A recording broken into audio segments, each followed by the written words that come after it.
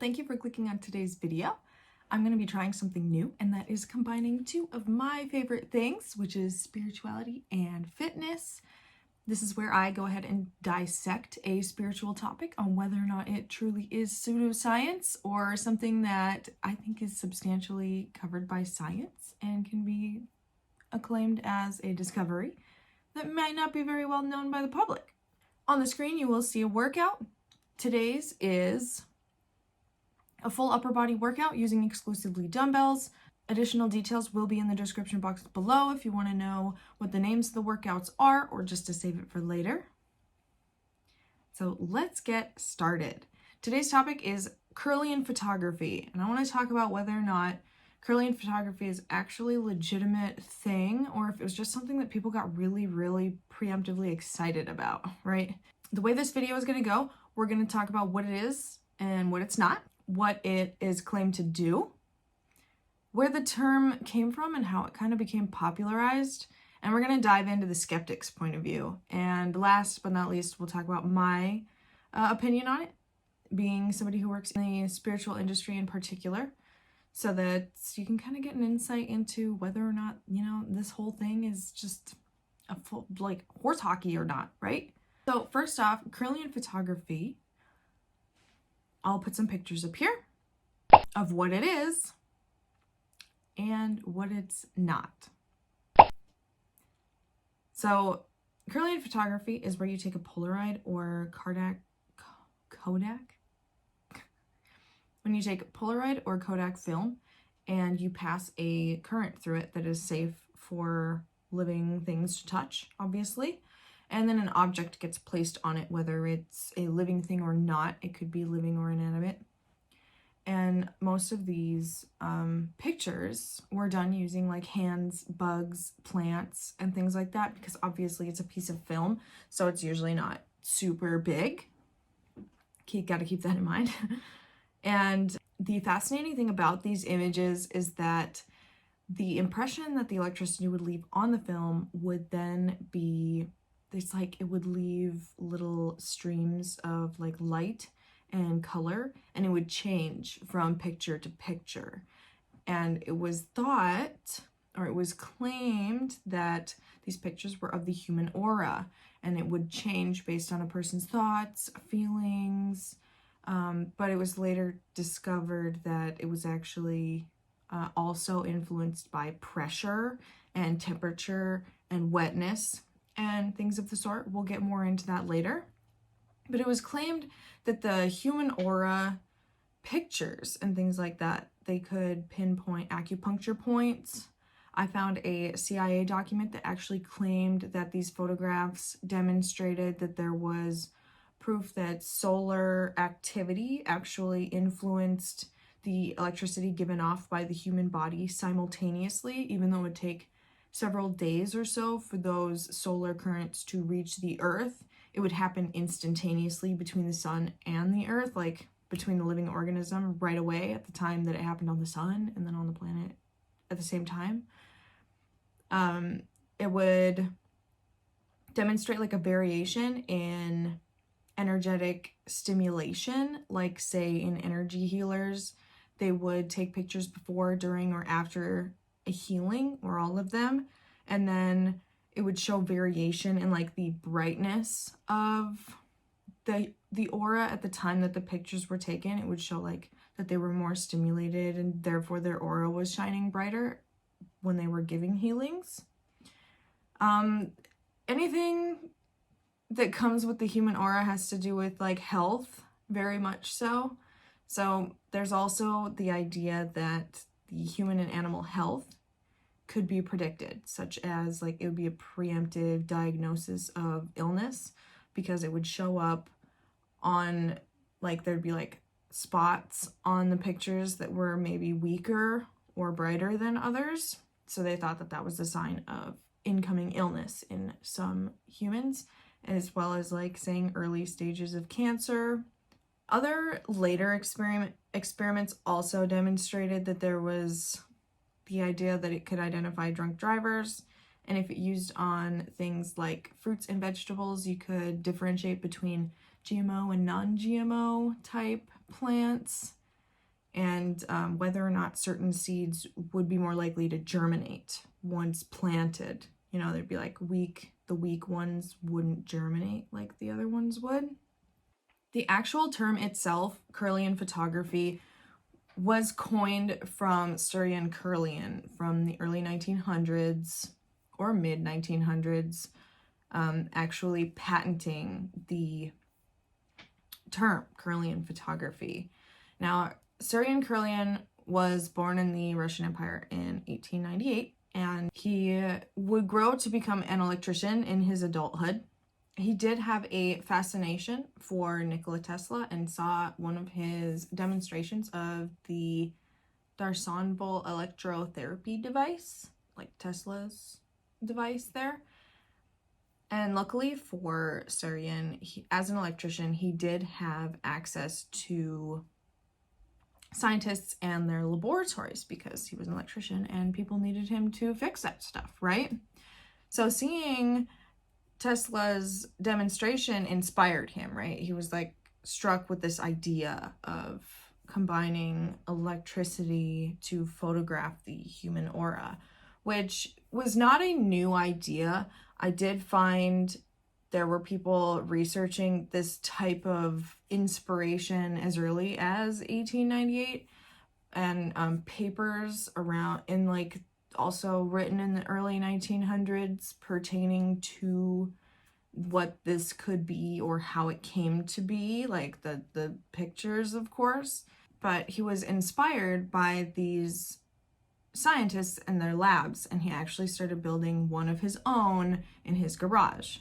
And through his own experiments, which some did result in burns, of course, we're dealing with electricity here, and he would start taking pictures of like his hands. He started off with taking Kirlian photographs of his hands and like leaves and things like that.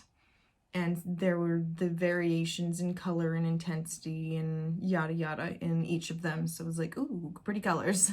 So he was not a scientist. He worked out of his garage. This was kind of his hobby that he did. And it wasn't until 1949 that he actually patented the term Kirlian photography. And I believe that that is the whole reason why the term became popularized and well known. In 1949 is when he received his Soviet patent for the Kirlian device and Kirlian photography because it could demonstrate the correlation between plant and human auras and health and illness, such as plants, live plants taken pictures of and then they're withering thereafter, as well as acupuncture points. They said that acupuncture points could be seen and illuminated using this technique. It wasn't until 1961, though, that he started gaining recognition and support for his research. And he did receive a pension and an apartment for him and his wife, as well as a well-equipped lab to continue his experiments. He started to gain popularity through the first scientific paper that was really written referencing to his work, which was the Russian Journal of Scientific and Applied Photography. And so he started to gain some pretty good traction around this time in terms of worldwide recognition, especially due to, you gotta think in the Western world, there was like flower power and things going on. So you gotta realize like, oh, hey, there's this Russian guy making incredible discoveries about the human aura. You gotta go check this out. Information was becoming more easily transferred at the time as well. So it's easier for things to pick up traction at this time than it had been in the past. There were also 2 books that were published shortly after his death by a Thelma Moss, and they were The Body Electric in 1979 and The Probability of the Impossible in 1983, and she referenced his works pretty heavily, but she herself did struggle with her own psychological issues, you could say. And so some people think that, you know, kind of influences the credibility of her writings. There was one paper in particular that I read that did great to break down all of the different variables included in these type of experimentation. So we're going to be moving a bit into the skeptical side of things. I think that this paper in particular, which I will reference down below, did a great job of not relying heavily on bias for their perspective. They did outline all of the different variables that were included in the difference in each image, one to another, because there are a lot of them. And so it's hard to say whether or not his experiments were actually accurate in portraying the information that's necessary to prove that this is a viable proof of something such as the human aura. They also talk about the way that this information has moved us forward into the future. And that includes things like science experiments that kids have done, trying to just kind of play with this concept, because even if this technique itself is not a great demonstrator for the human aura, it still has potential to be applied in other areas of scientific discovery. I thought the most fascinating one was putting the charge through kernels and discovering whether or not that was likelihood of them actually germinating. That was super fascinating to me. I think that could be used in the future. A lot of the pseudoscientific applications of this technology are very much just kind of for fun, right? Like, healthcare is not likely to adopt this unless it's incredibly what's the word I'm looking for? Incredibly encouraging to be able to tell you whether or not preemptive illness is coming. It would have to be very, very, there have to be no holes whatsoever in that reasoning. I believe this technique is also the basis of the Coggins camera technique as well, because looking at things like aura photos, I'll leave some examples up here. The camera itself is not the one taking the picture. It takes a picture, of course, because the picture has to be superimposed with the colors. But overall, it is a hand reading device. You put your hands onto an electrode monitor, and then it takes those subtle frequencies and associates them with colors. And therefore, that's quite interesting. It's cool.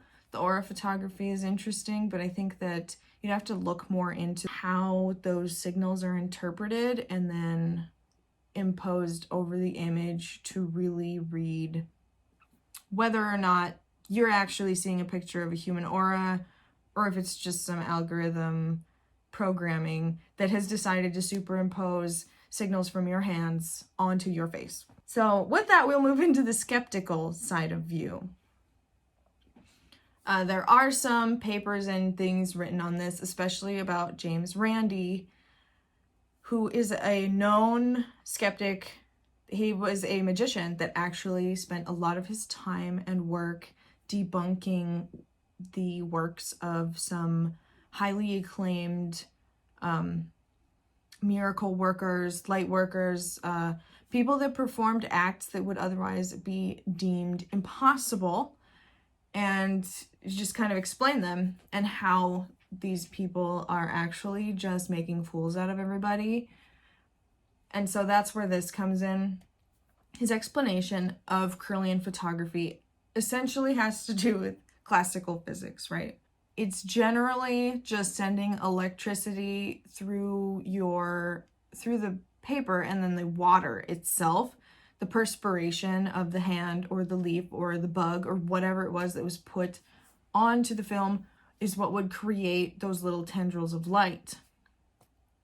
And therefore, it could be easily impacted by excitability of the person. Like if they're excited, therefore they might be sweating, their hands might be sweaty, therefore they might be giving off more moisture and therefore giving off a stronger signal.